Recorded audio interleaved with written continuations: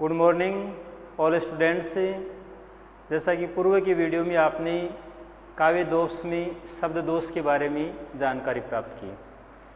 पूर्व की वीडियो में आपने जो शब्द दोष के भेदों के बारे में जाना, श्रुति कटुत्व दोष, च्युत संस्कृति दोष, ग्राम्यत्व दोष, इसके आगे जो शब्द दोष हैं वो आज हम पढ़ रहे हैं अश्लीलत्व दोष और क्लिष्टत्व दोष के बारे में जानकारी प्राप्त करेंगे। देखिए, अश्लीलत्व दोष क्या होता है। जैसा कि शब्द में ही निहित भाव है, अश्लीलत्व दोष अर्थात काव्य में जहाँ अभद्रता सूचक, लज्जाजनक तथा अश्लील शब्दों का प्रयोग होता है, वहाँ अश्लीलत्व दोष होता है। तो देखिए आप, अश्लीलत्व दोष क्या होता है। अर्थात जब कवि काव्य रचना करता है तो उसमें अभद्रता सूचक, असाहित्यिक, लज्जाजनक शब्दों का प्रयोग कर देता है। तो उससे क्या है, पाठक को पढ़ने में घृणा उत्पन्न होती है, श्रोता को सुनने में घृणा होती है। इस वजह से इसमें अश्लीलत्व दोष हो जाता है। तो देखिए, अश्लीलत्व दोष क्या होता है, इसके बारे में विस्तार से जानकारी प्राप्त कीजिए। अश्लीलत्व दोष परिभाषा क्या है। जब कविता में अभद्रता सूचक, जब कविता में अभद्रता सूचक, असाहित्यिक, लज्जाजनक शब्दों का प्रयोग होता है। जब किसी कविता में क्या होता है, अभद्रता सूचक यानी जो अभद्र शब्द हैं, असाहित्यिक हैं, लज्जाजनक हैं, जब कविता में अभद्रता सूचक, असाहित्यिक, लज्जाजनक शब्दों का प्रयोग होता है तो वहाँ कविता में भद्दापन उत्पन्न हो जाता है। भद्दापन यानी कविता भद्दी महसूस होती है। उसके पढ़ने से घृणा का भाव उत्पन्न होता है। तो पाठक में क्या है, घृणा उत्पन्न हो जाती है। ऐसी स्थिति में क्या है, वहाँ अश्लीलत्व दोष होता है। विद्यार्थी ये जान पा रहे हैं कि ये परिभाषा बड़ी है, जबकि कोई बड़ी नहीं है, सरल भी है, अपनी भाषा में है कि जब कविता में अभद्रता सूचक, असाहित्यिक, लज्जाजनक शब्दों का प्रयोग होता है तो वहाँ कविता में भद्दापन उत्पन्न हो जाता है। उसके पढ़ने से घृणा का भाव उत्पन्न होता है, मन में घृणा का भाव पैदा होता है। ऐसी स्थिति में वहाँ अश्लीलत्व दोष होता है। आप संक्षिप्त परिभाषा लिखना चाहें तो दूसरी लिख सकते हैं। अर्थात जहाँ काव्य का मतलब कविता, अर्थात जहाँ काव्य में अश्लील तथा लज्जाजनक शब्दों का प्रयोग हो। दो शब्दों से आप परिभाषा बना सकते हैं। अर्थात जहाँ काव्य में अश्लील तथा लज्जाजनक शब्दों का प्रयोग हो, वहाँ अश्लीलत्व दोष होता है। जहाँ काव्य में अश्लील तथा लज्जाजनक शब्दों का प्रयोग हो, वहाँ अश्लीलत्व दोष होता है। अर्थात जहाँ काव्य में अश्लील, लज्जाजनक या अभद्र सूचक शब्दों का प्रयोग होता है, वहाँ अश्लीलत्व दोष होता है। विद्यार्थी फिर ध्यान दें, आपको इस वीडियो के साथ साथ रटना भी है, समझना भी है, क्योंकि ये बोर्ड में निर्धारित पाठ्यक्रम में शामिल है और आप इसको याद भी करें और समझें भी। अश्लीलत्व दोष कहाँ होता है, जब काव्य में अश्लील, अभद्रता सूचक, लज्जाजनक, असाहित्यिक, ये चार शब्द हैं, इनमें से दो भी आपके याद रह जाते हैं।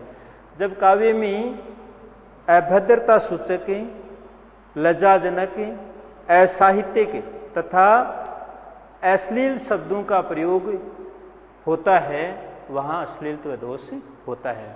अर्थात जहाँ काव्य में अश्लील तथा लज्जाजनक शब्दों का प्रयोग हो, वहाँ अश्लीलत्व दोष कहलाता है। जी, अब उदाहरण से स्पष्ट होगा। जैसा कि एक उदाहरण है, आप उदाहरण देखिए नंबर 1। दस्त से खाना खिलाया, दस्त से खाना खिलाया मैंने अपनी यार को। दस्त से खाना खिलाया मैंने अपनी यार को, प्यास जब उसको लगी, प्यास जब उसको लगी, पेशाब मैंने कर दिया। यहाँ दो शब्द लज्जाजनक हैं। इस पद्यांश में या इस जो काव्य की पंक्तियां इनमें आप देखिए कि इस पद्य में देखिए क्या है, दो शब्द इसमें लज्जाजनक शब्द हैं। दस्त से खाना खिलाया मैंने अपनी यार को, प्यास जब उसको लगी पेशाब मैंने कर दिया। तो देखिए यहाँ दो शब्द हैं तो बहुत ही अश्लीलजनक हैं, लज्जाजनक हैं और असाहित्यिक या इसको अभद्रता सूचक भी कह सकते हैं। इन शब्दों को पढ़ते ही हमारे हृदय में क्या है, घृणा का भाव पैदा हो जाता है, पाठक के मन में घृणा का भाव उत्पन्न हो जाता है। तो जहाँ घृणा उत्पन्न हो जाए वहाँ क्या होता है, मतलब अश्लीलत्व दोष हो जाता है। तो देखिए इसका अर्थ समझ में कैसे आता है। यहाँ दस्त शब्द क्या है, हाथ के लिए है, और पेशाब शब्द का अर्थ होता है पानी पेश करना। जबकि शब्द के अर्थ को जानने से पहले शब्द में ही लज्जाजनक स्थिति होती है, इसको पढ़ने से घृणा होती है। तो इसलिए इसमें मैंने बताया था आपको, हम पढ़ा रहे हैं शब्द दोष। शब्द दोष यानी वर्णों और जैसे शब्दों के प्रयोग से असावधानी होने की वजह से उसमें शब्द दोष होता है। तो ये शब्द दोष के ही प्रकार हैं, अश्लीलत्व दोष शब्द दोष का ही उपभेद है। तो जहाँ वर्णों और शब्दों के प्रयोग में असावधानी हो तो उसका अर्थ जानने से पहले ही दोष उत्पन्न हो जाए तो वहाँ शब्द दोष होता है। लेकिन यहाँ शब्द दोष का उपभेद है अश्लीलत्व दोष। अश्लीलत्व दोष क्यों है, क्योंकि इसमें जो शब्द हैं तो इसमें शब्दों में दोष पाया जाता है। जैसे धस्त, तो धस्त शब्द लज्जाजनक है, थोड़ी पढ़ने में शंका या शर्मिंदगी महसूस होती है। पेशाब शब्द भी लज्जाजनक है, अश्लील शब्द है। तो ऐसे शब्द हैं जो लज्जाजनक शब्द है होने की वजह से इसमें क्या है, अश्लीलत्व दोष है। लेकिन आप इसका अर्थ जानिए कि यहाँ दस्त यानी दस्त का अर्थ है हाथ और पेशाब शब्द का अर्थ है पानी पेश करना। तो दस्त हाथ तथा पेशाब पानी पेश करना अभद्रता पूर्ण प्रयोग होने के कारण घृणा पैदा कर रहे हैं। यहाँ अर्थात इस पद्य में दस्त अर्थात हाथ, पेशाब यानी पानी पेश करना, ये अभद्रता पूर्ण प्रयोग होने के कारण घृणा पैदा कर रहे हैं। इसलिए इस पद्य में कौन सा दोष है, अश्लीलत्व दोष है। तो इसलिए इसमें अश्लीलत्व दोष पाया गया। तो आप अश्लीलत्व दोष के बारे में भली भांति अच्छी तरह से मतलब इस उदाहरण से स्पष्ट समझ चुके हैं, पूरी तरह से जान चुके हैं कि ये अश्लीलत्व दोष वहाँ होता है जहाँ अश्लील और लज्जाजनक शब्दों का प्रयोग होता है। इसी प्रकार दूसरा उदाहरण हम लिख रहे हैं इसी में, देखिए नंबर 2 उदाहरण। अश्लीलत्व दोष का पहला उदाहरण तो आपने जान लिया और ये बहुत ही अच्छा उदाहरण है, इसको आप याद भी कर सकते हैं, परीक्षा के लिए भी महत्वपूर्ण है। और इसी के साथ साथ दूसरा उदाहरण देखिए नंबर 2, अश्लीलत्व दोष का ही उदाहरण है। मीची आंख पिए की निरखी वायु दीन तत्काल। मीची आंख पिए की, मीची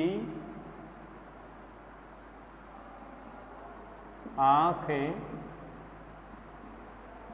पिए की, पिए का मतलब प्रियतम के लिए आता है। मीची आंख पिए की निरखी वायु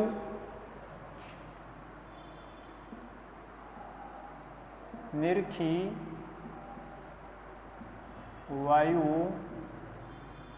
दीन तत्काल। एक पंक्ति देखिए यहाँ पर, मीची आंख पिए की निरखी वायु दीन तत्काल। अब यहाँ वायु का तात्पर्य क्या ये देखना है। यहाँ वायु जो शब्द है इसमें लज्जाजनक शब्द है। यहाँ वायु का तात्पर्य अपान वायु से है। यहाँ वायु का तात्पर्य अर्थात अर्थ है अपान वायु। किसको कहते हैं अपान वायु? पाद। पाद यहाँ चरण के लिए नहीं है, ये जो शरीर से जो मतलब गैस बाहर निकलती है उसके लिए अपान वायु। यहाँ वायु का तात्पर्य अपान वायु यानी पाद से है, अतः पाद से है, अतः अश्लीलत्व दोष है, से है, अतः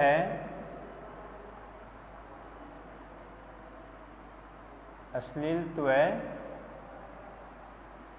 दोष है। जी, इस पंक्ति में आप अच्छी तरह से समझ गए। तो यहाँ वायु शब्द है ना, ये वायु शब्द जिसका अर्थ है अपान वायु अर्थात पाद, तो ये पाद शब्द लज्जाजनक है, इसलिए अश्लीलत्व दोष पाया गया इस पंक्ति में। इसी प्रकार और उदाहरण अगर आप देखना चाहें, याद करना चाहें, तो एक पंक्ति और लिख देता हूँ। लगे थूक कर चाटनी, लगे थूक करें, लगे थूक करें चाटनी, लगे थूक कर चाटनी, लगे थूक कर चाटनी अभी अभी श्रीमान, अभी अभी श्रीमान। इतने उदाहरण में से एक उदाहरण तो आपको याद रह ही जाता है, लगे थूक कर चाटने अभी अभी श्रीमान। जैसा कि आप इस पंक्ति में देख रहे हैं, थूक कर चाटना, आदमी क्या अपनी बात से जब मुकर जाता है तो कहते हैं ना अभी अभी तो आपने क्या कहा और अभी आप बदल गए, तो कहते हैं थूक कर चाट दिया।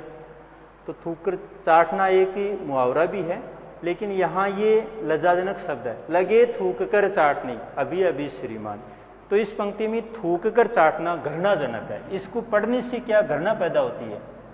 लेकिन आप यहाँ लिखेंगे, यहाँ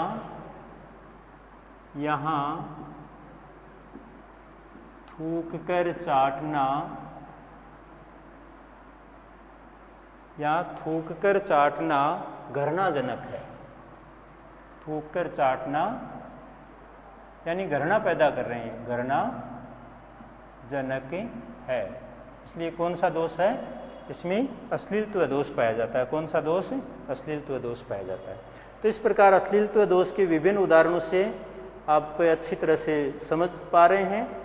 तो ये था अश्लीलत्व दोष। अब शब्द दोष में आगे का जो दोष है उसके बारे में मैंने बताया, क्लिष्टत्व दोष नंबर 5। 5 नंबर आप लिखिए, क्लिष्टत्व दोष। क्या होता है क्लिष्टत्व दोष? इसके बारे में हम इस वीडियो में जानकारी प्राप्त करेंगे। नंबर 5 देखिए, 5 नंबर जो शब्द दोष का उपभेद है, क्लिष्टत्व दोष। क्लिष्टत्व दोष। क्लिष्टत्व दोष क्या होता है इसके बारे में जानिए आप। यानी जहाँ किसी शब्द का अर्थ आसानी से समझ में ना आए, अर्थात इसमें कठिन या क्लिष्ट शब्दों का प्रयोग हो। परिभाषा लिखिए, परिभाषा, परिभाषा। जी, आप लिखेंगे जहाँ किसी शब्द का अर्थ आसानी से समझ में न आए, जहाँ किसी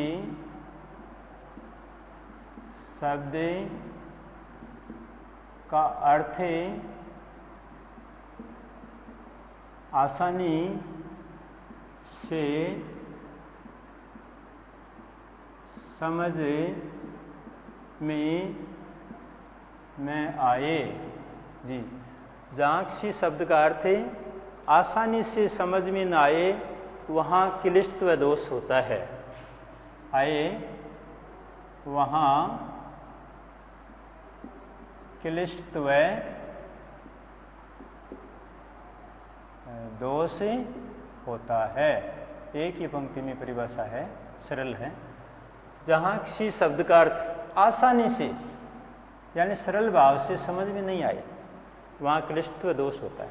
अर्थात जिस काव्य में क्लिष्ट शब्दों का, कठिन शब्दों का प्रयोग होता है, अर्थात जहाँ किसी शब्द का अर्थ आसानी से समझ में ना आए वहाँ क्लिष्टत्व दोष होता है। अब इसके उदाहरण के रूप में आप लिखेंगे, बहुत ही अच्छा उदाहरण देखिए। उदाहरण उदाहरण लिखिए नंबर 1, जैसा कि मैं आपको बता रहा हूं कि नखत वेद ग्रह जोरी, नखत वेद, नखत वेद ग्रह जोरी,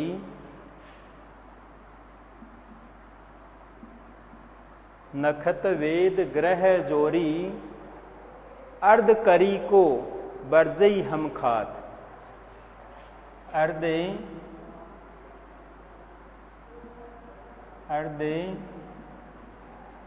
करी को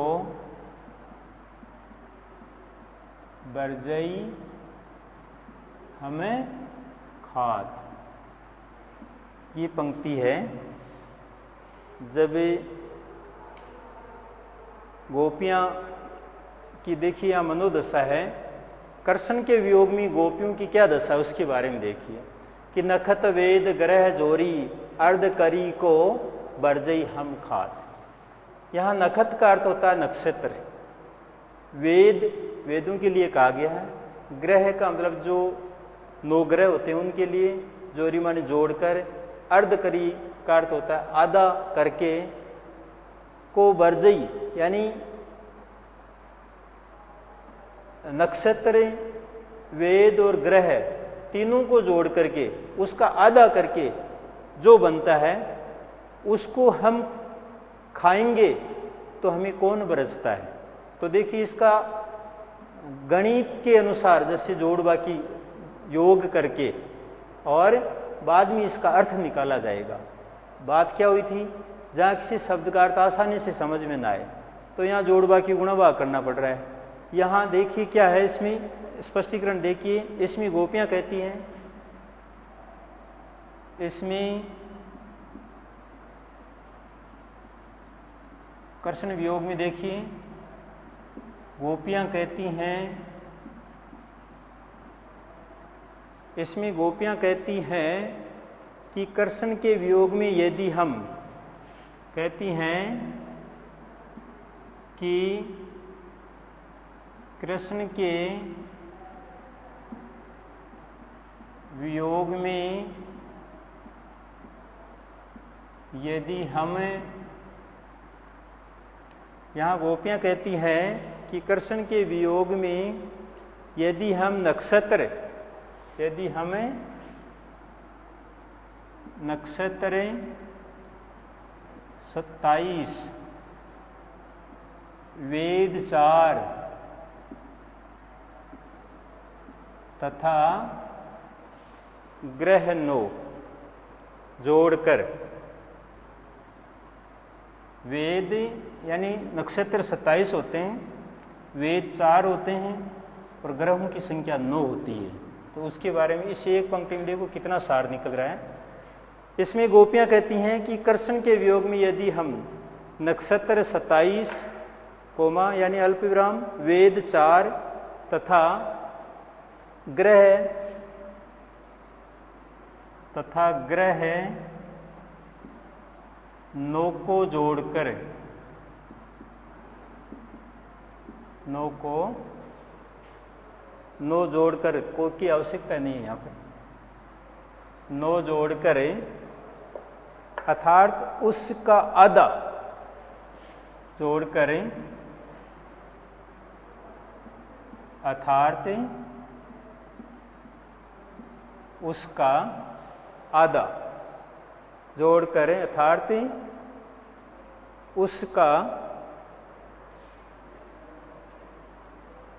अर्थात उस किसका, देखिए 27 जोड़ 4 जोड़ 9 बराबर 40 का आधा 20, 40 का आधा 20, जिसको यहाँ विष कहा गया। विष का अर्थ होता है जहर। 27 देखिए नक्षत्र 27, वेद 4 तथा ग्रह 9 जोड़कर, अर्थात उसका, उस 27 प्लस 4 प्लस 9 कुल 44 होते हैं, 40 का आधा 20 अर्थात 20। अपने वैसे 20 शब्द कहते हैं इसको, 20। 40 का आधा क्या हुआ? 20। और यहाँ 20 शब्द या 20 खा लें तो हमें कौन रोकेगा? 20 या 20, 20 को 20 कहा गया है। 20 या 20 खा लें तो हमें कौन रोकेगा? देखिए गोपियों की मनोदशा का चित्रण इस पंक्ति में हुआ है। अतः यहाँ क्लिष्टत्व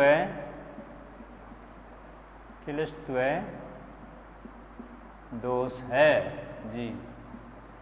अब इतना अभ्यास करके अपन अर्थ को जान रहे हैं तो बड़ी कठिनाई आ रही है। तो मैंने कहा कि जहाँ किसी शब्द का अर्थ आसानी से यानी सरलता से समझ में ना आए वहाँ क्लिष्टत्व दोष होता है। जैसा कि एक उदाहरण है कि नखत वेद ग्रह जोरी, अर्ध करी यानी आधा करके, को बरजई हम खात, नक्षत्र 27 वेद 4 ग्रह 9 को जोड़कर उसका आधा करके जो बनता है उसको खाने से हमें कौन रोकता है? गोपियां इतनी दुखी हो गई हैं कि कर्षण वियोग में बड़ी व्याकुल हो गई हैं, इसलिए उन्होंने व्यंग्य में कहा कि इसमें गोपियों की मनोदशा का चित्रण है। गोपियां कहती हैं कि कर्षण के वियोग में यदि हम नक्षत्र 27 वेद 4 तथा ग्रह 9 जोड़कर अर्थात उस 27 4 9 बराबर 40 का आधा 20 यानी 20 का मतलब 20 खा लें तो हमें कौन रोकेगा? अतः क्लिष्टत्व दोष है। तो इतना गणितीय सूत्र के अनुसार आप जोड़ योग करके आप उसका अर्थ ग्रहण कर रहे हैं तो बड़ी कठिनाई आ रही है, तो यहाँ क्लिष्टत्व दोष है। हालांकि काव्य सरस होना चाहिए, आकर्षक होना चाहिए। कोई भी काव्य है उसमें सरसता का होना आवश्यक है, और आकर्षक भी हो और सरल भी हो, पाठक को रुचिकर भी हो। लेकिन यहाँ बहुत ही अच्छी पंक्ति है, लेकिन इसके अर्थ को बड़े गंभीर भाव से सोच समझ करके इसका अर्थ निकालना पड़ता है। अर्थ समझने में बड़ी बाधा होती है क्लिष्ट शब्दों के कारण, इसलिए आसानी से समझ में ना आने के कारण इसमें क्लिष्टत्व दोष पाया गया है जी। अब दूसरा उदाहरण आप और ले सकते हैं, एक सरल उदाहरण और जी, जैसे कि सारंग लई सारंग चल्यो, सारंग लई सारंग चल्यो, सारंग लई सारंग चल्यो। देखिए सारंग लई सारंग चल्यो एक मात्रा, सारंग लई सारंग चल्यो, सारंग पूग्यो आय, सारंग पूग्यो आय। अब ये पंक्ति है, इसमें सारंग शब्द बार बार आया, तो सारंग शब्द का कौन सी जगह कौन सा अर्थ है ये समझ में नहीं आ रहा है, तो अर्थ आसानी से समझ में नहीं आ रहा है, इस वजह से क्लिष्टत्व दोष है। तो सारंग लई सारंग चल्यो, सारंग पूग्यो आय, तो इसमें सारंग शब्द अनेक अर्थों में प्रयुक्त है। इसमें सारंग शब्द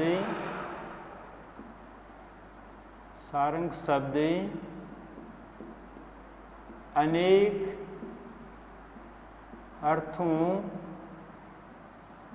में प्रयुक्त है, अनेक अर्थों में प्रयुक्त है, यानी मौजूद है। देखो सारंग शब्द के कई अर्थ निकाले जा रहे हैं यहाँ पर। इसमें सारंग शब्द अनेक अर्थों में प्रयुक्त है, जिसका अर्थ कठिनाई से निकल रहा है। अनेक अर्थों में प्रयुक्त है जिसका अर्थ कठिनाई